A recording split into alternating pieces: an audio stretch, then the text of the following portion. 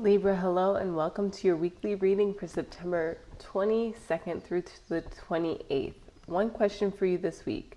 In the temptation to do everything the same, to remain the same, what is the step that you could take to change things up, to switch up your schedule, to switch up your goals and the way that you achieve them? Let's dive in. So with that question in mind, as we want to keep our energy fresh, Black Moon Lilith has made its way to, I believe, 10 degrees Libra by the end of this week. At present, she is at 9 and allowing us to see how we take actions in a new way, to acknowledge where we've been bruised, where we've been wounded even. Speaking to that level of Chiron being the healer, not the one who heals others, but is continuously looking for ways to open themselves up anew.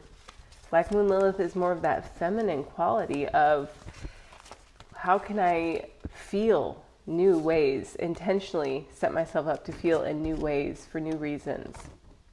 We have the High Priestess.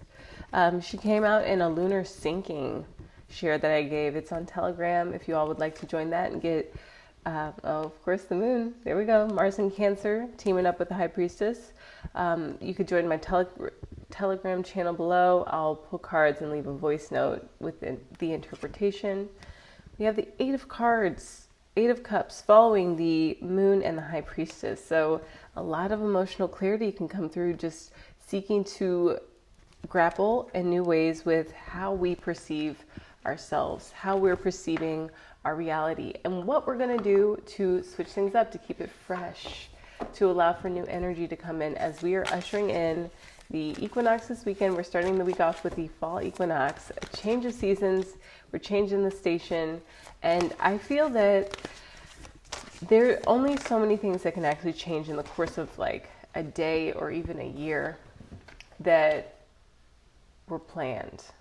There are lots of changes that, because apparently we think a lot of the same thoughts as the day before, previous day. So that's where Neville Goddard's technique, I speak to this in my interview with Deb and Dewar, comes in of visualizing at night, which you would love to happen every night, because every night that would adjust the thought-dometer a little bit more in the direction of where you'd like it to go rather than it to continue defaulting.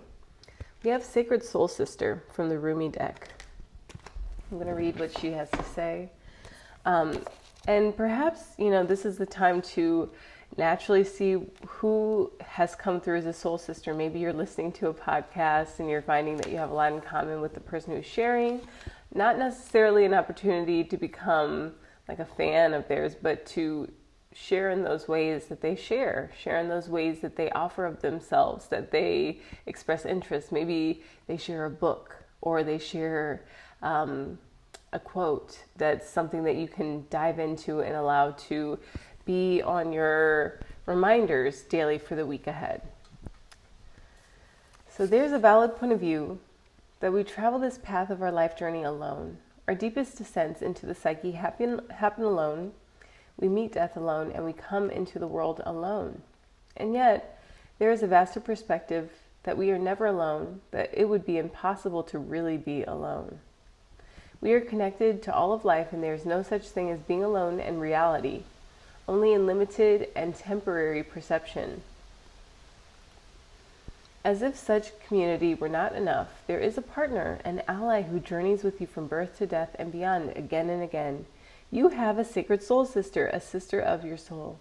She weaves the stories of truth through dreams and insights that come upon you as if from nowhere. Perhaps they drop into your mind or seem to erupt from within you, but that is her talking to you, demanding or reassuring, depending on what the occasion best calls for at that moment. Her truths may seem overly dramatic, so you may discount them as workings of an overactive imagination, or perhaps her truth tales are so subtle, you dismiss them as meaningless, fleeting fancy. This is my big recent switch, is just writing all of those ideas down, getting to them, making sure that they have been documented and witnessed and actualized in the smallest way I can do it at the time, to the best of my ability.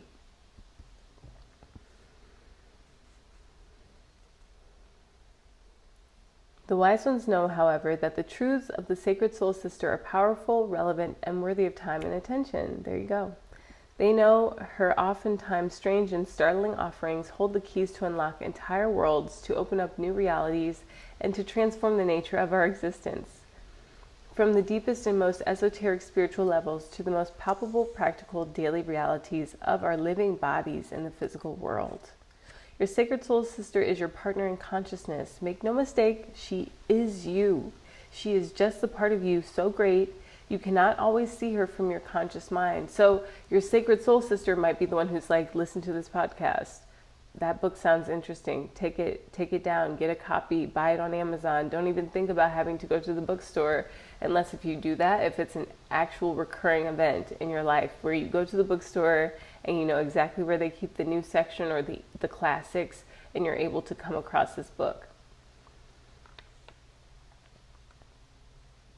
It's sort of like the eye of the dog trying to see its whole self, which is a bit tricky, for as it moves to see its rear, so the rear is moved along too. So rather than through direct perception, the sacred soul sister is met through reflection. She can be received in those moments of rest where great ideas are born. She is a genius, you see, vastly creative and inspired. Her worlds are those we access in sleep and meditation, or absorbing engagement and activity, where the mind can relax and drop into realities far more vast than those of daily life and be replenished. To tap into her wisdom, to distill a teaching from the fragmented memory of a dream, or a subtle feeling experienced in meditation, requires that you walk with her gait and not the fast-paced, forward-moving canter of your conscious and intellectual mind. Her gait is meandering and apparently unstudied. Yet she is in deep concentration to feel for truth of movement, to allow for what is emerging to express itself through her. And she is listening rather than demanding to know, to force, to speak, and to direct. To receive her genius and benefit most fully from it requires a willingness to surrender logic and open up to inspiration, to become empty, to let the mind soften and become receptive, open, and permeable, like a permeable membrane. Allowing in what needs to come in and, sending out what needs to get out, what needs to be let go of. She delivers questions that lead to answers, but not according to demands issued by an insecure and fearful mind. She offers what is genuinely needed and answers the deepest questions of the heart. She is trustworthy, this sister. She cannot betray truth. Therefore, she can be relied upon as a faithful way shower for the heart. I love that. So commune with her. Wise as the impulse is, requires that you learn the ways of her world and the strange symbolic language she speaks. She will never tell you what you already know. Why be so inefficient? No, she prefers to educate, elucidate, intrigue, and beguile you as you are drawn into far more beautiful, powerful, and helpful truths. So in her world and in her language, you must suspend your need to be immediately understood or to immediately understand. Let yourself absorb the imagery, the feelings, and the possibilities, to dwell, ponder, and be permeated by the wisdom. The appearance of a horse may signify your own spiritual being, and the appearance of you may signify a false sense of identity, and not the real you at all.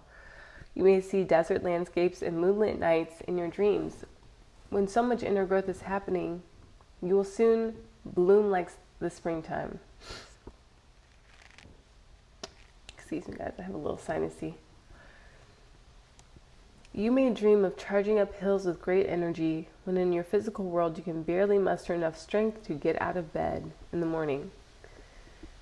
All right, so this oracle comes with particular guidance. Deep in your bones, without knowing how or why, or without a reason, you just know. It doesn't make sense, but you know. It may be a joy that you know. It may be that you know to avoid a certain situation. It may be that something is going to work out beautifully, despite appearances to the contrary at a particular moment. It may be that you were meant to take a certain path. You just know. This is confirmation. So if we know what that one thing is that we're meant to do differently this week, we know it, and there's that resistance. This is what this spread is going to help us to come through.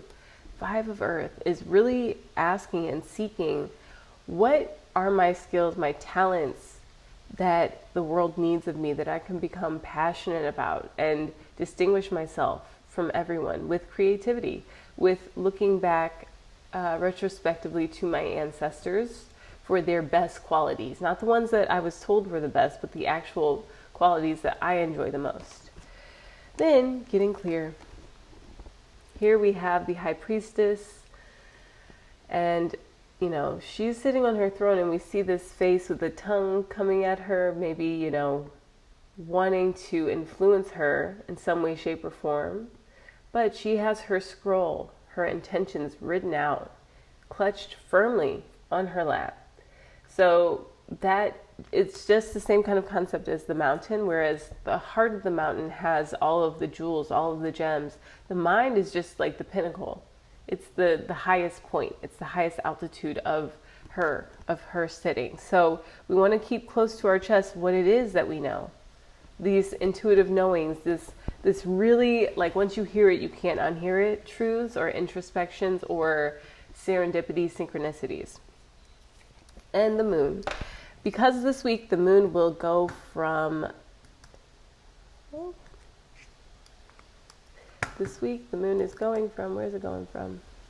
Here we go.